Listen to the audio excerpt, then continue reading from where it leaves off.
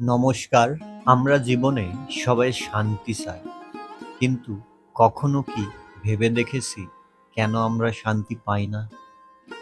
এর উত্তর হলো, আমরা যখন নিজেকে কর্তা ভাবি, যখন ভাবি আমি সব কিছু করছি, সব কিছুর জন্য আমি দায়ী, তখন আমাদের মনের শান্তি চলে যায়।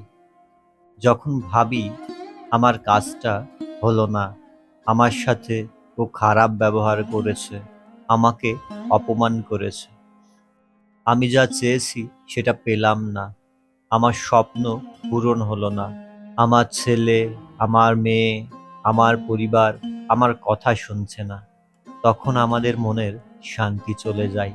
অর্থাৎ যখন আমরা নিজেকে কর্তা ভাবি, আমার, আমাকে, আমি, তখন আমরা শান্তি পাই না। ভগবান শ্রী রামকৃষ্ণদেব প্রায়ই একটি কথা বলতেন, মা, আমি যন্ত্র, তুমি যন্ত্রী, আমি ঘর, তুমি ঘরণী, আমি রথ, তুমি রথী, যেমন করাও তেমনি করি, যেমন বলাও তেমনি বলি, যেমন চালাও তেমনি চলি। অর্থাৎ নিজেকে অকর্তা মনে করা। আমরা যদি শান্তি পেতে চাই, তাহলে ঈশ্বরের চরণে নিজেকে সম্পূর্ণরূপে সমর্পণ করতে হবে। ঈশ্বরের চরণে নিজেকে সম্পূর্ণরূপে সমর্পণ করার অর্থ হল নিজের সমস্ত দুশ্চিন্তা, ভয়, আশা, আকাঙ্ক্ষা, দুঃখ, কষ্ট সব কিছু ঈশ্বরের চরণে সমর্পণ করা, তার উপর গভীর বিশ্বাস রাখা। এর অর্থ নিজের কর্তব্য করে যাওয়া, কিন্তু ফলের ভার ঈশ্বরের উপর ছেড়ে দেওয়া। আপনি যদি এই মুহূর্তে আপনার সমস্ত দুঃখ, কষ্ট, ভয়, দুশ্চিন্তা ঈশ্বরের চরণে সমর্পণ করেন, তাহলে এই মুহূর্তে আপনি শান্তি অনুভব করবেন। প্র্যাকটিক্যালি করে দেখুন। নিজেকে শিশুর মতো মনে করুন। একটি শিশু যেমন সম্পূর্ণরূপে মায়ের ওপর নির্ভর করে থাকে, তার সমস্ত চিন্তা তার মায়ের, ঠিক তেমনি মনে করুন আপনিও ঈশ্বরের সন্তান। আপনার সমস্ত চিন্তা, দুশ্চিন্তা, ভয়, দুঃখ, কষ্ট ঈশ্বরকে দিয়ে নিশ্চিন্ত হয়ে যান, তাহলেই মনে শান্তি পাবেন। শিশুর মতো সরল বিশ্বাস চাই। আমরা যদি ভগবান শ্রী রামকৃষ্ণের জীবনের দিকে তাকাই, আমরা বুঝতে পারব তার বিশ্বাসও শিশুর মতো সরল বিশ্বাস ছিল। তিনি মায়ের সাথে কথা বলতেন, মামা বলে ডাকতেন, নিজেকে সবসময় অকর্তা মনে করতেন। মা যেমন করান তেমনি করতেন, যেমন বলান তেমনি বলতেন। তাই আমাদেরও সরল শিশুর মতো বিশ্বাস চাই যে তিনি আমাদের মা। মা থাকতে আমাদের ভয় কি? আমার সকল ভার মায়ের। নিজেকে সবসময় অকর্তা ভাবতে হবে। আমরা সবসময় মনে করি যে আমি করছি। এই যে আমরা শ্বাস প্রশ্বাস নিচ্ছি, আমরা কি নিজের ইচ্ছায় মনে করে করে বারবার শ্বাস প্রশ্বাস নিচ্ছি? যদি এটা আমাদের দায়িত্ব দেয়া হয়, তাহলে তো আমরা ভুলে যেতে পারি আমাদের শ্বাস প্রশ্বাস কিন্তু প্রকৃতির নিয়মে চলছে। আমাদের বডির নেচার অনুযায়ী আমাদের শ্বাস প্রশ্বাসটা চলছে।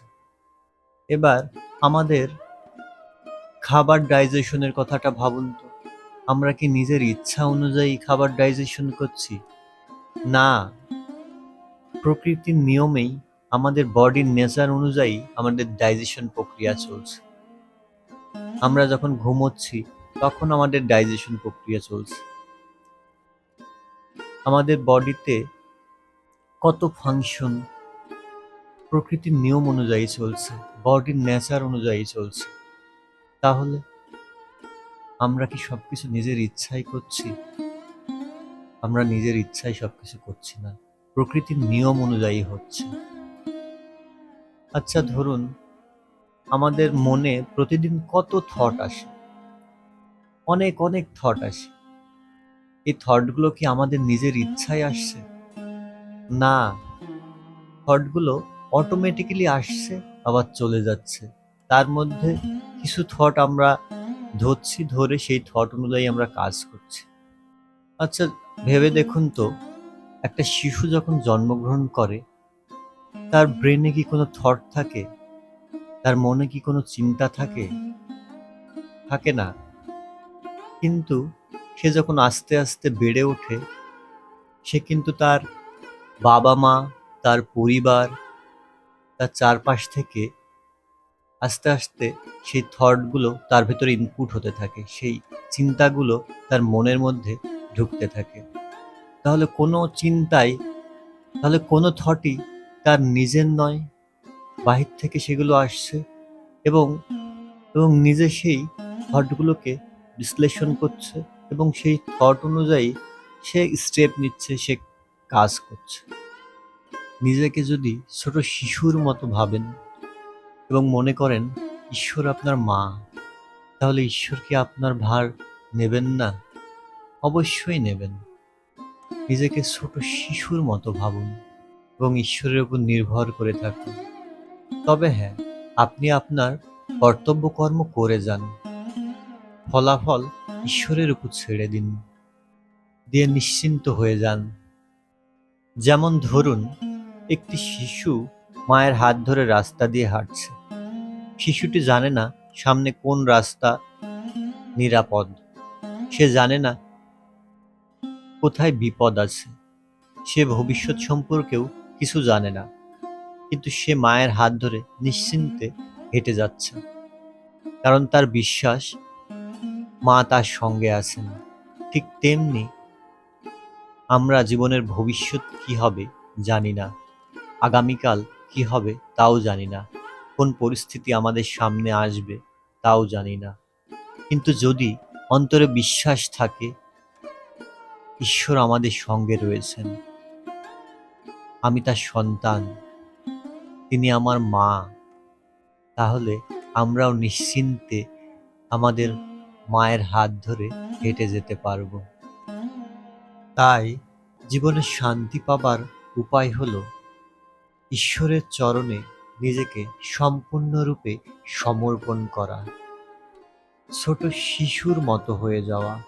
একটি ছোট শিশু যেমন সম্পূর্ণরূপে তার মায়ের উপর নির্ভর করে, ঠিক তেমনি আমরাও যদি সম্পূর্ণরূপে ঈশ্বরের উপর নির্ভর করি, তাহলে আমরা মনে শান্তি পাব।